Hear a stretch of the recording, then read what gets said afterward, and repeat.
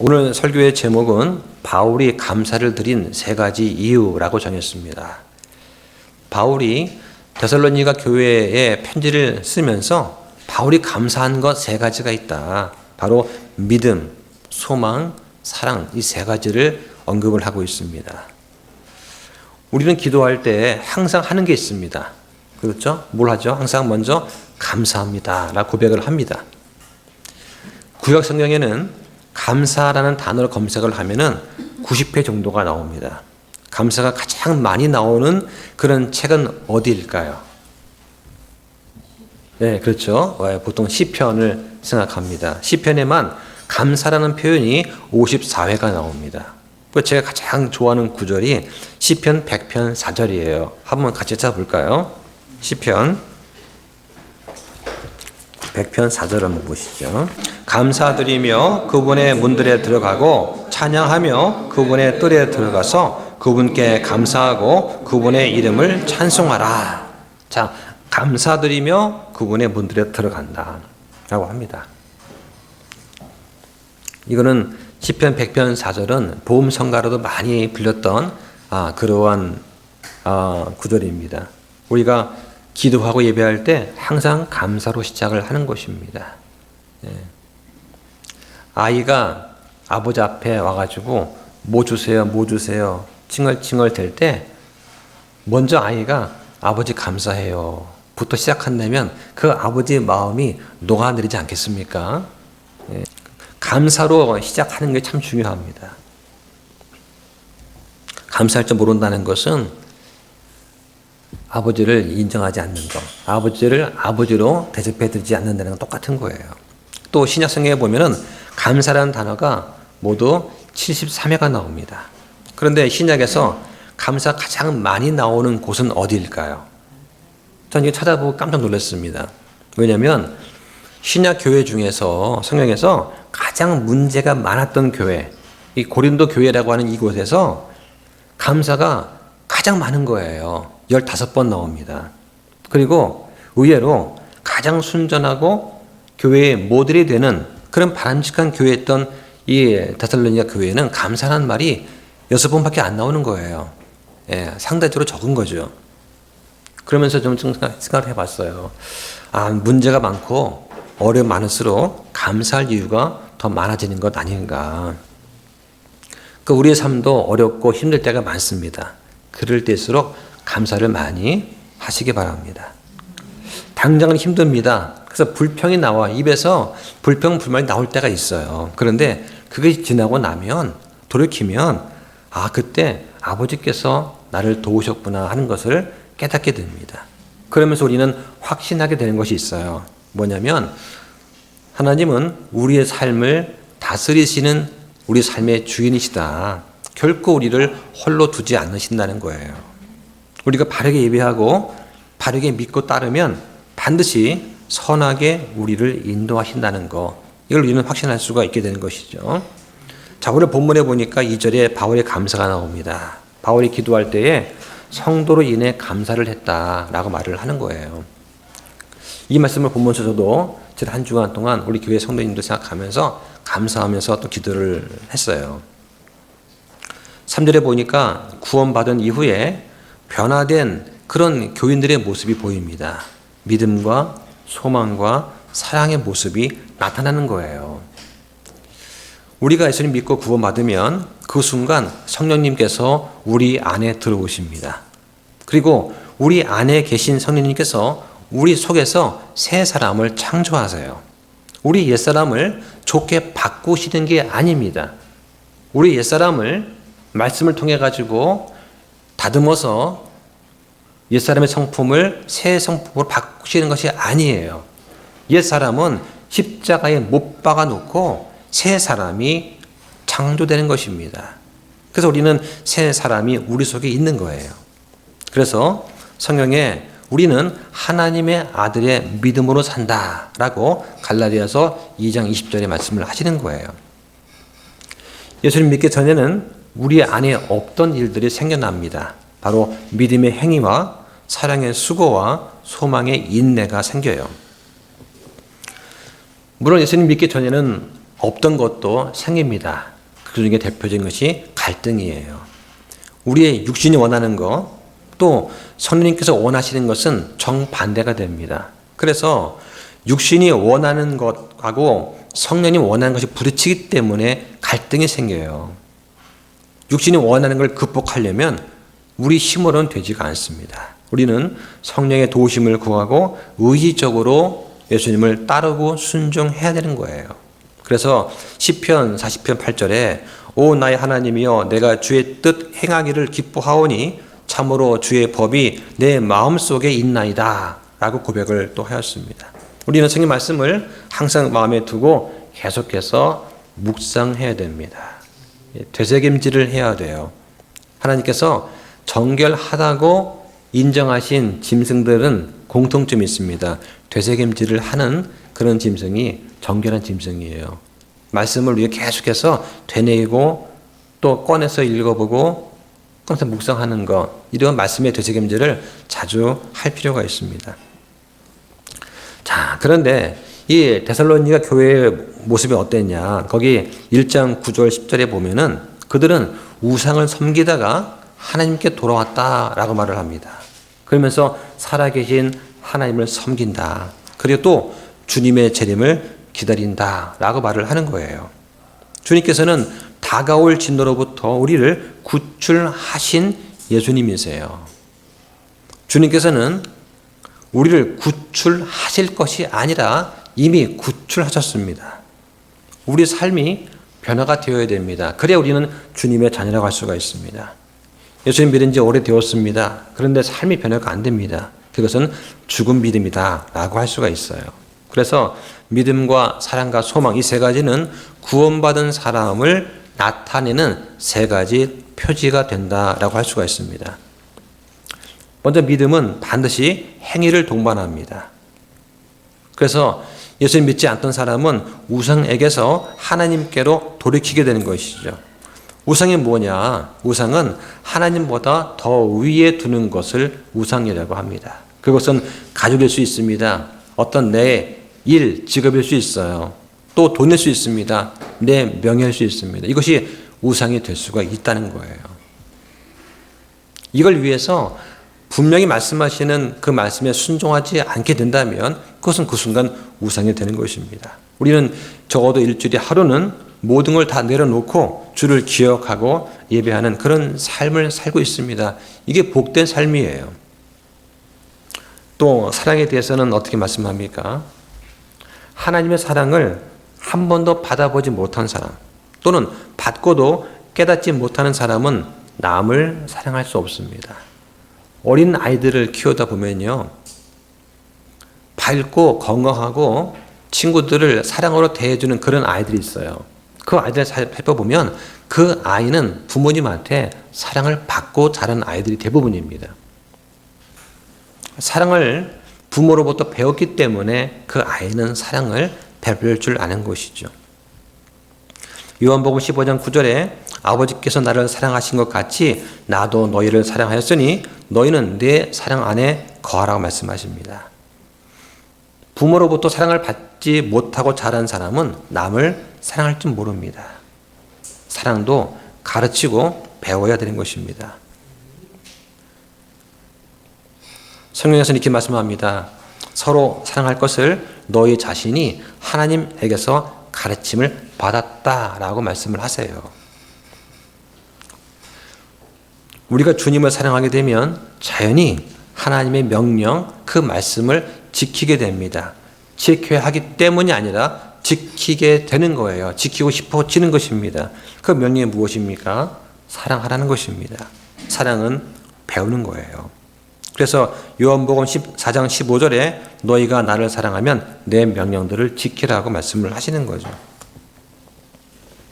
자, 또 소망은 어떻습니까? 우리가 갖고 있는 소망은 무엇이죠? 육신적인 소망, 이 땅에서의 소망이 아닙니다. 우리는 주님의 재림을 기다리는 그런 부활과 휴거의 복된 소망을 갖고 있습니다. 믿지 않는 사람은 이 소망이 없어요. 그래서 이 생이 전부라고 생각합니다. 범죄를 하고서도 들키지만 않으면 죄가 아니라고 생각하는 거예요. 사람들은 그리스도의 심판석 앞에 선다는 생각 자체가 없습니다. 탐욕과 방종, 이기적인 삶, 이것이 그들의 전부라고 할 수 있어요. 그래서 이 지역 교회는 이런 믿음과 사랑과 소망을 가진 그런 사람들이 넘쳐나야 됩니다. 그래야 우리 가운데 삶에서 믿음의 간증이 있고 서로 위로하고 함께 성장할 수가 있는 것입니다. 우리가 지난 시간에 말씀을 드렸듯이 이 데살로니가 교회의 시작은 누가복음 17장 1절로 10절에 기록이 되어 있습니다. 자, 한번 지도를 다시 보여주시죠. 자, 지도를 보시면은 바울과 그 동료들이 2차 선교 여행을 떠나게 됩니다. 그러면서 빌립보에 머물다 떠나게 되죠. 저 맨 위에 빌립보가 보이실 거예요. 자, 빌립보에서 그 바로 밑에가 암피폴리스가 있습니다. 그리고 그 다음이 아폴로니아가 있죠. 그리고 나서 데살로니가에 도착을 하게 됩니다. 여기 도착해서 바울이 가장 먼저 한 일이 뭐냐? 회당을 찾은 겁니다. 그래서 거기서 복음을 선포하는 거예요. 매주 토요일마다 모이는 이 안식일 모임을 바울은 선교의 기회로 삼았습니다. 거기서 3주 동안 유대인들과 서로 강론하면서 이방인들을 개종을 시켰던 것이죠. 그런데 믿지 않는 유대인들이 방해를 하게 됩니다. 그래서 설화를 일으켜서 바울을 떠나도록 강요를 하죠. 그래서 유대인의 방해를 피해서 바울 일행은 데살로니가에서 한 80km 떨어져 있는 베레아로 갑니다. 그리고 베레아 갔다가 쭉 밑에 내려와서 아테네로 갑니다. 그리고 다시 고린도로 이동을 하게 되는 것이죠. 자, 그러면서 이 데살로니가 선서가 53년경에 기록이 되게 되어 있습니다. 네, 화면 내려주세요. 자, 그럼 당시 이 데살로니가 교회는 어떤 교회였나? 바울이 새 안식일 동안, 즉 한 달 정도 선교를 했습니다. 자, 근데 이 짧은 시간 동안에 이 데살로니가 교회가 살아남은 거예요. 없어지지 않고 아주 건강하게 살아남았습니다. 시작한 지 얼마가 안 되었을 때 유대인들의 박해가 또 방해가 있었던 거예요. 이 박해 때문에 새롭게 예수 믿게 된 이 개종자들이 혹시라도 낙담하지는 않을까 걱정이 되어서 바울은 디모데를 보내게 됩니다. 자, 그런데 이 디모데가 위로가 되는 좋은 소식을 가지고 왔어요. 그래서 바울은 그들이 가지고 있는 믿음과 사랑과 소망에 대해서 하나님께 감사하고 있다라고 말씀을 또 합니다. 그러면서 바울이 감사를 드리는 세 가지 이유를 말하고 있습니다.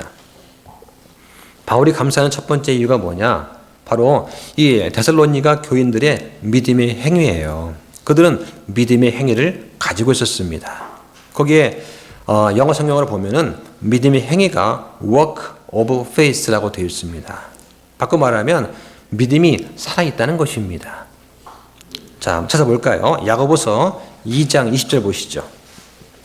그러나 오 허무한 사람아, 행위 없는 믿음이 죽은 것인 줄 내가 알고자 하느냐. 자, 요 앞에 어떤 내용이 있냐면 아브라함이 아들 이삭을 제물로 드린 그 행위를 의롭다고 인정받았다는 그런 설명이 나오죠. 행위로 구원받는 것은 아닙니다. 아브라함이 하나님을 알고 믿었습니다. 자, 뭘 알고 믿었을까요? 하나님께서 주신 약속이 있어요. 바로 이삭을 통해서 많은 자손을 주시겠다 약속하셨습니다. 그 약속을 믿고 혹시라도 이삭이 죽더라도 다시 이삭을 살려내실 거라고 하는 믿음을 가지고 이삭을 제물로 드리려고 했던 겁니다. 이 행위가 아버지 보시기에 의롭다라고 된 거예요. 그래서 의로 전가된 믿음이다. 즉 믿음을 전제로 한 행위를 통해서 의롭다고 인정받은 거예요. 자, 그 밑에 보시면 26절에 영이 없는 몸이 죽은 것 같이 행위 없는 믿음도 죽었느니라고 해요. 자, 행위 없는 믿음이 뭐냐? 바꿔 말하면 그리스도를 안 믿는 사람이다라는 뜻이에요. 믿음의 행위가 없는 사람은 바꿔 말하면 그리스도를 믿지 않는 사람이다. 그런 얘기입니다. 다시 말하면 그리스도를 믿는 사람은 반드시 그의 믿음이 행위로 드러난다는 것입니다.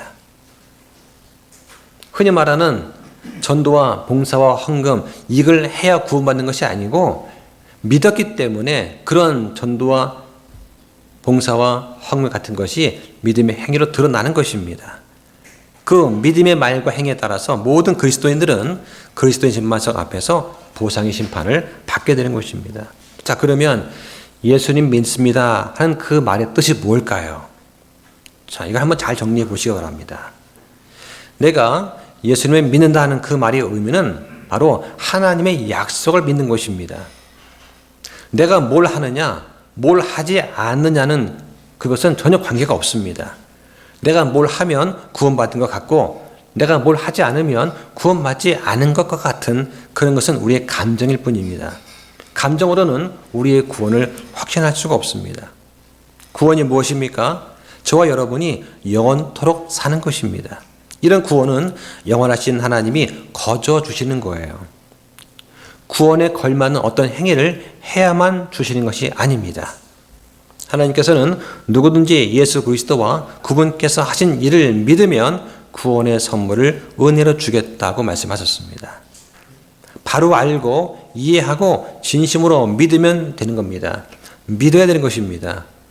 이 믿는 것은 행위가 아닙니다. 그럼 믿으면 어떻게 됩니까?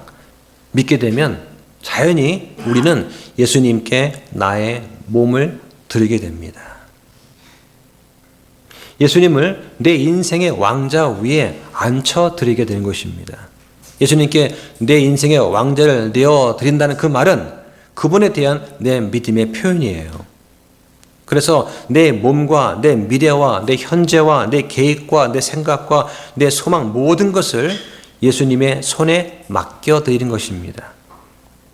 우리가 왜 돈을 은행에 맡깁니까? 내가 보관하는 것보다 안전하니까 맡기는 거예요. 우리가 왜 우리의 모든 것을 예수님께 맡깁니까? 안전하니까 맡기는 것입니다. 사람이신 그리스도 예수님께서는 아버지 하나님을 믿었습니다. 아버지 하나님께서 자신을 죽은 자 가운데서 살리실 것을 믿는 그 믿음으로 십자가에 달리셨습니다. 이게 바로 그리스도의 믿음이에요.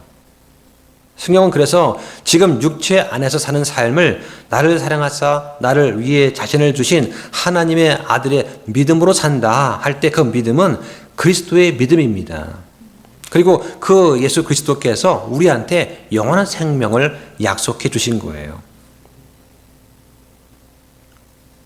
아버지 하나님께서 예수님께 생명을 주셨습니다. 그리고 예수님께서는 누구든지 믿는 자한테 그 생명을 주겠다고 약속을 하신 거예요. 예수님께서는 아버지의 말씀에 대한 믿음을 근거로 영원한 생명을 약속하셨습니다. 따라서 여러분이 예수 그리스도를 믿으면 예수님께서 여러분을 구원하시는 거예요. 우리가 스스로 예수님을 믿음으로써 내 믿음으로 우리의 구원이 지켜지는 것이 아니라 아버지의 약속에 대해서 예수님께서 우리를 대신해서 행사하시는 그 믿음 덕택에 지켜지는 것입니다. 이게 바로 예수 그리스도의 믿음으로 사는 거예요. 우리가 구원을 이룰 수 있습니까? 없습니까? 이룰 수 없습니다. 그 이유가 무엇입니까? 내가 내 힘으로 그 구원을 지키지 않아도 되기 때문입니다. 여러분의 모든 것을 주 예수님께 넘겨드리면 예수님께서 영원히 소유하시고 영원히 지켜주시는 거예요. 이것 외에 구원을 얻을 다른 방법은 없습니다. 사람이 어떤 일을 해서 구원을 얻는다 이렇게 말하면 이것은 세상의 종교 시스템이에요. 바로 마귀가 주는 가짜 구원입니다. 가짜 믿음이에요. 자, 그런데 바울이 3주 동안 믿음에 대해 설명을 했는데 그 짧은 시간에 이 데살로니가 사람들이 얼마나 깨닫고 얼마나 이해했을까?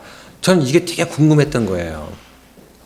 한 교회에서 몇 년 동안을 복음을 전하고 가르치고 해도 구원이 뭔지 잘 모르는 사람이 태반인데, 근데 이 데살로니가 사람들은 바울이 3주 동안 강론을 하고 가르쳤는데 믿음의 행위가 드러난다는 거예요. 사랑의 수고가 있다는 겁니다.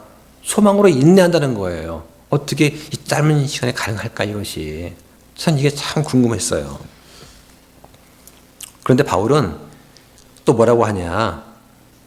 그 데살로니가 사람들, 그 사람들의 믿음이 계속해서 자라났다라고 말을 하는 거예요. 한번 찾아보겠습니다. 자, 데살로니가 후서 1장 3절 한번 보세요. 형제들아, 우리가 너희로 인해 항상 하나님께 감사드려야만 하나니 그것이 합당함은 너희 믿음이 심히 많이 자라고 너희 모두가 각각 서로에게 베푸는 사랑이 넘치기 때문이라. 예. 3주 동안 교육을 시켰더니 사람이 이렇게 변할 수가 있는가? 거의 기적 아닌가 싶어요. 그러면 우리 믿음은 어떻습니까?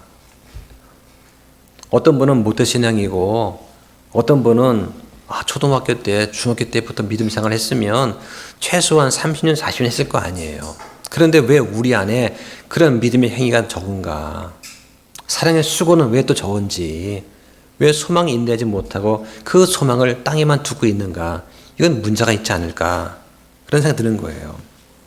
과연 내 믿음은 살아있는 믿음인가? 말씀에 순종해서 나타나는 그런 믿음인가? 아니면 믿기는 하지만 예수님께 순종하지 않는 믿음인가 하는 거죠.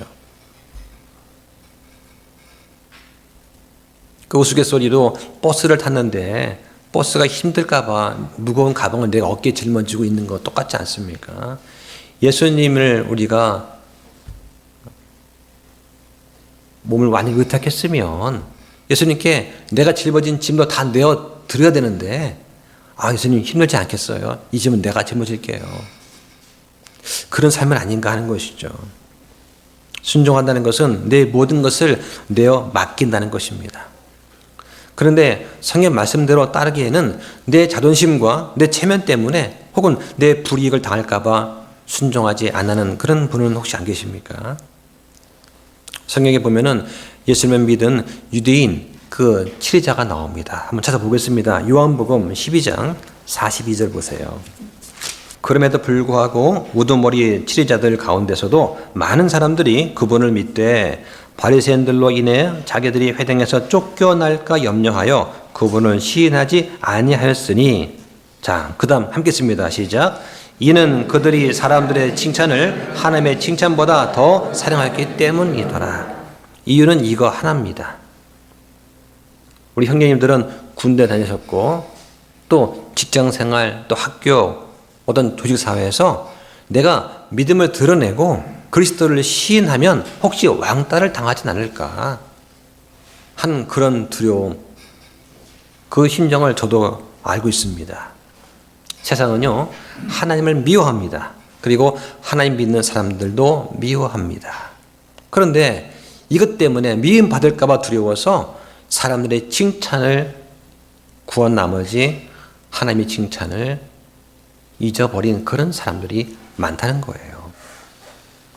또 마귀들도 하나님 믿습니다. 그거 아세요? 자, 한번 보시죠. 야고보서 2장 19절 보시죠. 내가 한 하나님이 계시는 줄 믿으니 그것은 잘하는 일이니라. 마귀들도 믿고 떠느니라. 자, 마귀들도 믿는데요. 우리도 믿는다고 합니다. 그러면 우리의 믿음과 마귀의 믿음은 뭐가 다를까요? 다시 말하면 성부, 성자, 성령의 독립된 새 인격체를 가지신 한 하나님이 계시다는 것, 삼일째 하나님, 이거를 마귀들도 알고 있어요. 또 뭘 아느냐? 자기들이 나중에 결국 심판받아서 멸망할 것 알고 있습니다. 그래서 이 사실을 알고 믿고 두려워 떠는 것입니다.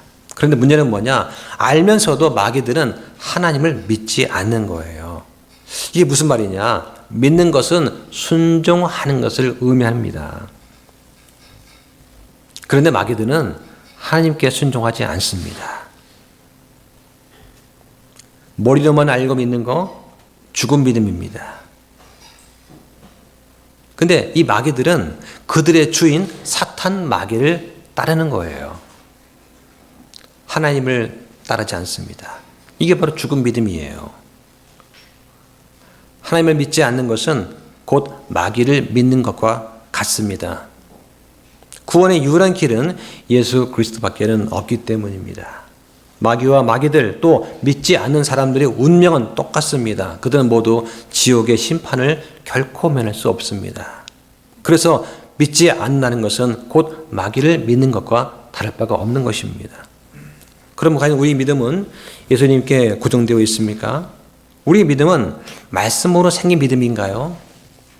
그렇다면 이 믿음은 어디서 오나? 로마서 10장 17절에 그런즉 이와 같이 믿음은 들음에 의해 오고 들음은 하나님의 말씀에 의해 온다고 말씀을 하세요. 아버지께서 보내신 그 아들 하나님을 믿어야 구원받는다는 이 복음을 듣고 받아들이고 예수님 믿어야 됩니다. 예수님만이 유일한 구원자라는 사실을 인정하고 나의 구원자로 받아들여야 됩니다. 그리고 교회에 나와서 예배하고 찬양하고 또 설교를 통해서 계속 성장해야 되는 거예요. 이게 믿는 것입니다. 이 바탕 위에 믿음의 행위가 더 드러나고 사랑의 수고가 나타나는 것이죠. 과연 내 믿음은 예수 그리스도 안에 있는 그 생명에 이르는 믿음인가 한번 생각해 보시기 바랍니다. 한번 또 찾아보겠습니다. 요한복음 20장 30절 보시죠. 30절에 보니까 진실로 예수님께서 자기 제자들 앞에서 이 책에 기록되지 않은 다른 표적들도 많이 행하셨으나 31절 함께 씁니다. 시작. 이것들을 내가 기록함은 예수님께서 하나님의 아들 그리스도이심을 너희가 믿게 하려 함이요 또 믿고 그분의 이름을 통해 생명을 얻게 하려 함이라고 합니다. 이 책에 기록되지 않은 많은 표적들이 무엇입니까? 바로 요한복음 말고 마태, 마가, 누가복음에도 기록이 되어 있거든요. 자, 그래서 이 복음서를 기록한 목적이 뭐냐? 그리스도를 믿고 영존하는 생명을 얻게 하는 것이다 라고 분명히 말씀하고 있습니다. 우리 믿음이 데살로니가 교인들의 믿음과 같다면 어떻게 될까요? 우리 믿음도 주님께 대한 그 신실한 섬김으로 입증이 되어서 심히 많이 자라나게 될 거라고 믿습니다. 자, 바울은 또 디모데 가져온 소식을 듣고 감사했습니다. 두 번째 감사일은 뭐냐? 바로 사랑의 수고예요. 그들은 사랑의 수고를 했습니다. 자, 오늘 본문 3절에 보니까 사랑의 수고라는 말이 나옵니다. 수고라는 말은 영어로 labor라고 합니다. labor라는 말은 육체적인 피로를 가지고 오는 고된 일, 노동, 노력, 수고 이런 뜻입니다. 부모가 자녀를 키우기 위해서 새벽부터 일어나서 밤늦게까지 일합니다. 노동이 고되죠. 하지만 자녀를 사랑하기 때문에 하는 것입니다. 이것을 불편한 부모는 아무도 없어요. 오히려 자식을 위해서 부모인 내가 일할 수 있다는 것, 이거에 감사하는 것이 바로 부모입니다.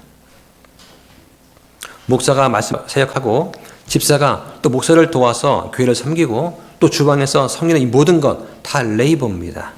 다 고된 일이에요. 다 노력이 필요합니다. 준비가 필요합니다. 내 시간과 가진 것을 쏟아야 할 수 있는 것이죠. 그런데 이것을 기쁨으로 하는 것입니다. 이게 바로 사랑의 수고예요.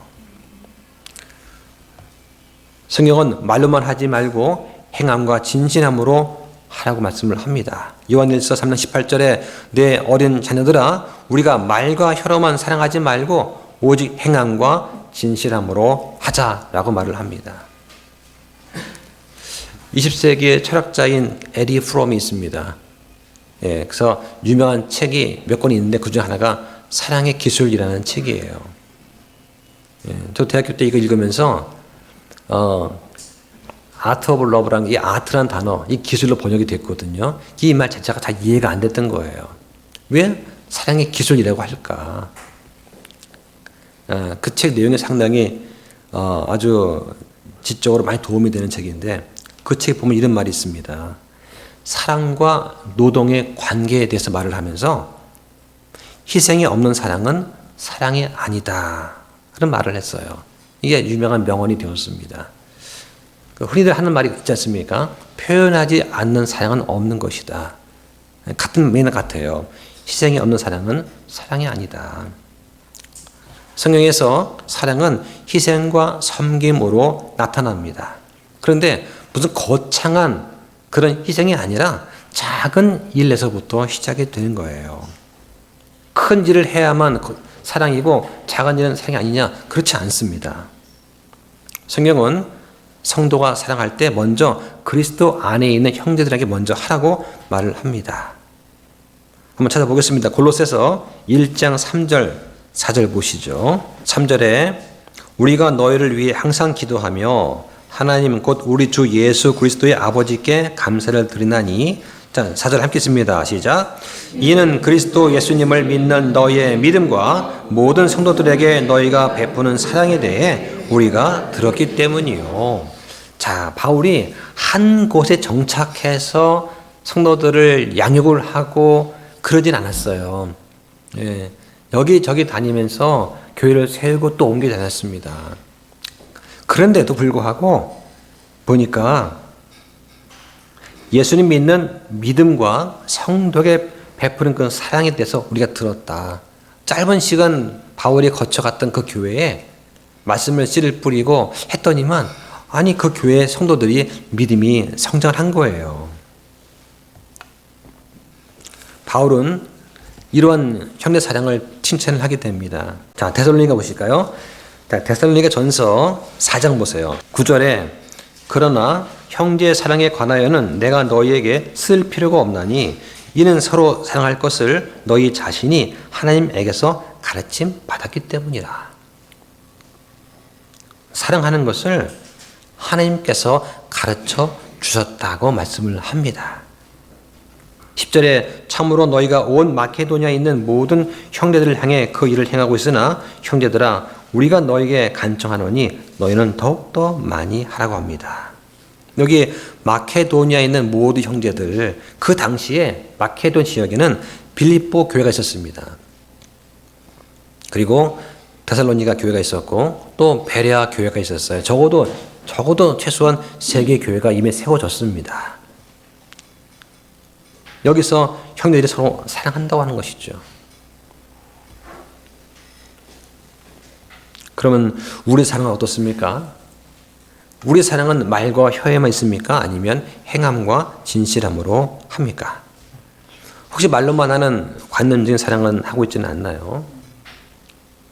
사람 앞에서는 이렇게 합시다 해놓고 자기는 실제로 뒤로 쏙 빠져서 뒷짐을 지고 있지는 않습니까? 혹시 교회 가운데 부족함 발견되면 이것을 말만 하지 말고 내가 남 모르게 먼저 하면 됩니다. 이게 성도의 바른 태도예요. 성경은 참된 제자도를 이렇게 말을 합니다. 요한복음 13장 34절에 내가 새 명령을 너희에게 주노니 너희는 서로 사랑하라. 내가 너희를 사랑한 것 같이 너희도 서로 사랑하라. 서로 사랑하면 이것에 의해 모든 사람들이 너희가 내 제자임을 알리라고 하십니다. 또 주님은 이렇게 말씀하십니다. 이거 찾아보겠습니다. 요한복음 13장 14절 보세요. 그런즉 너희 주와 선생인 내가 너희 발을 씻어 주었으니 너희도 서로 발을 씻어 주어야만 하느니라. 자, 우리가 서로의 발을 씻어주는 이유가 무엇입니까? 예수님께서 먼저 우리의 발을 씻겨 주셨기 때문입니다. 사랑을 받았으니까, 사랑을 배웠으니까 사랑을 베풀어 줄 수 있는 것입니다. 그러기 위해서 사랑으로 서로 섬기라고 말씀하십니다. 또 보겠습니다. 갈라디아서 5장 13절 보시죠. 형제들아 너희가 해방의 자유를 누리도록 부르심을 받았지만 해방의 자유를 단지 육신을 위한 기회로 삼지 말고 오히려 사랑으로 서로를 섬기라 합니다. 여기 해방의 자유라는 말이 있습니다. 해방의 자유가 뭔가요? 우리는 복음을 통해서 죄에서 자유케 되었습니다. 복음을 통해서 죄에서 해방됐습니다. 이게 해방의 자유입니다. 그 자유를, 양심의 자유를 육신을 위해 쓰지 말라는 거예요. 이 자유에다가 사랑에 더해지면 섬김이 됩니다. 그런데 이 자유에서 사랑에 빠지면 방종이 되는 거예요.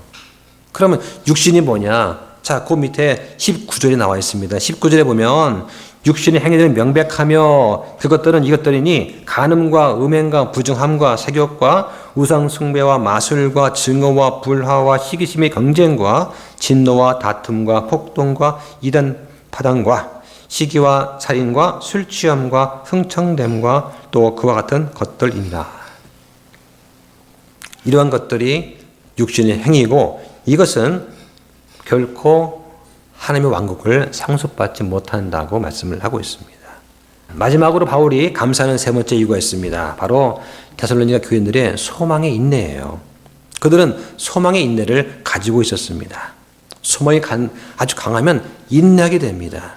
그래서 로마서 8장 25절에 그러나 우리가 보지 못하는 것을 우리가 바란다면 인내로 그것을 기다린다고 말씀을 합니다.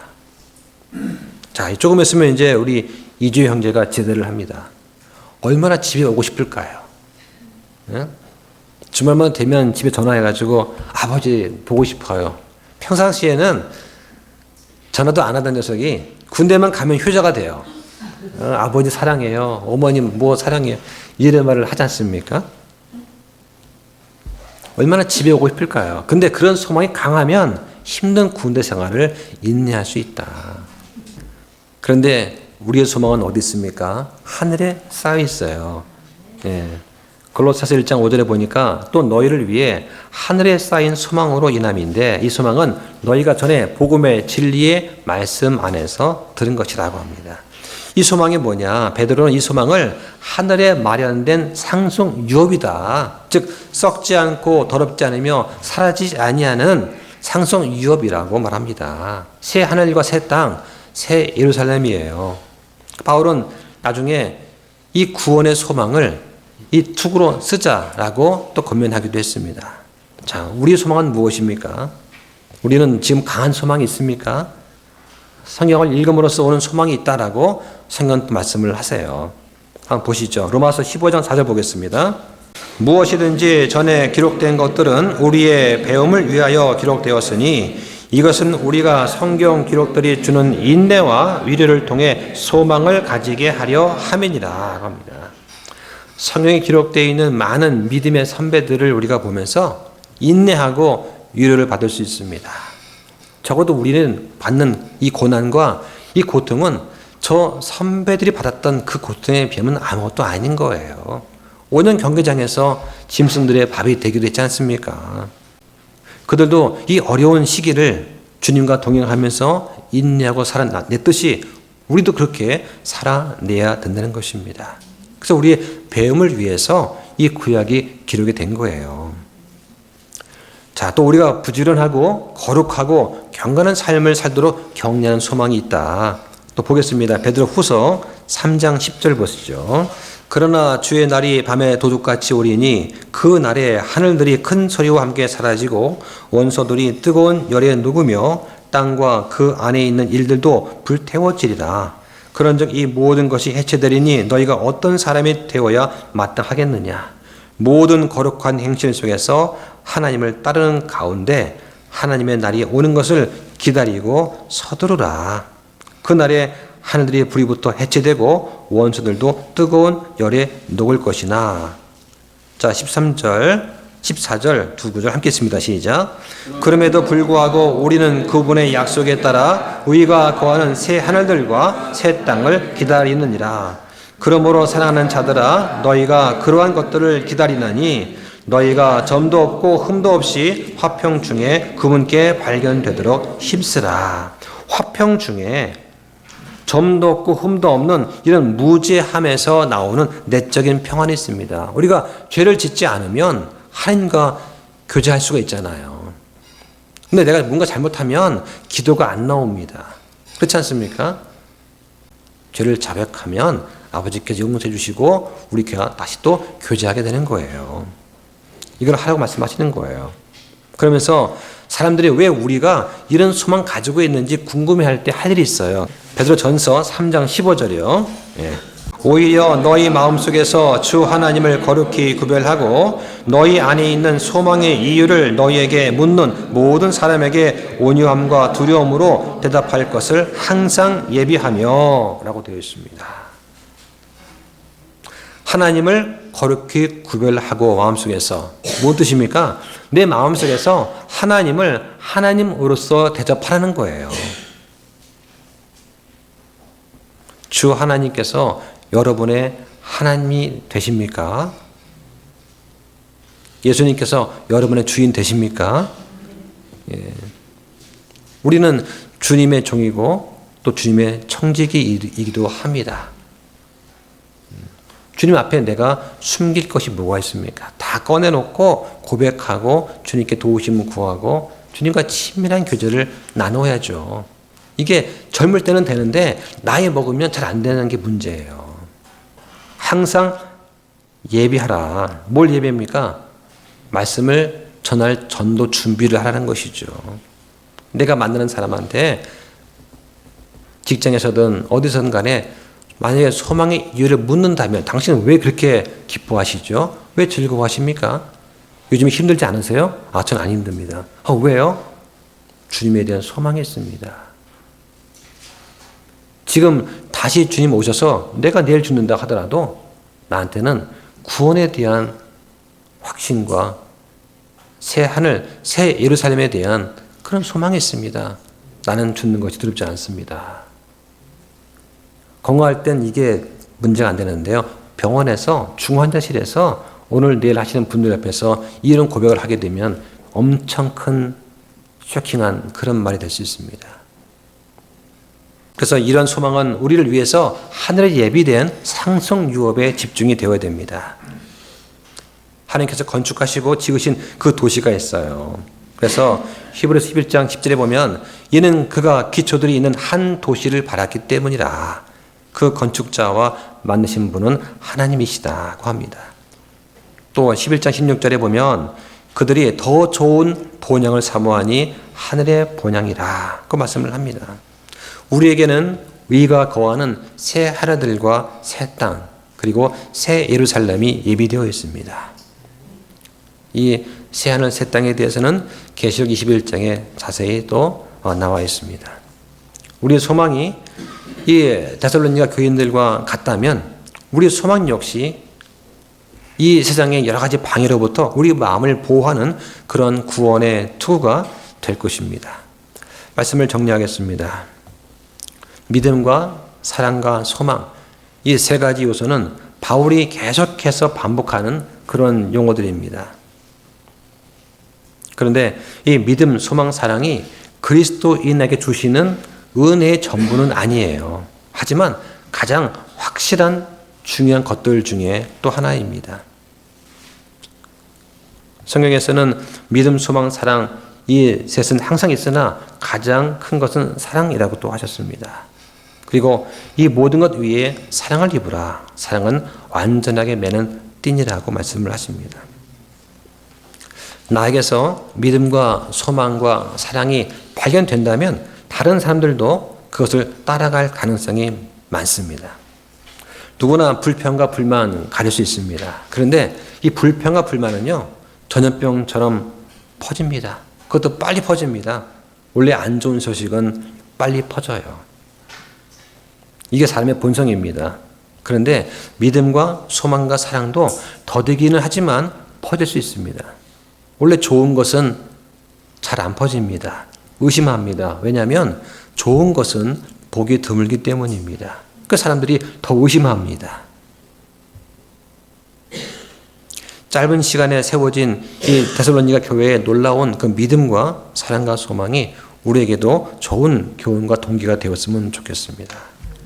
그리스도에 대한 우리의 믿음, 형제에 대한 사랑, 또 하늘에 예비된 이 상속 유업에 대한 우리의 소망이 심히 많이 자라게 되기를 주의 이름으로 축원합니다. 기도하겠습니다.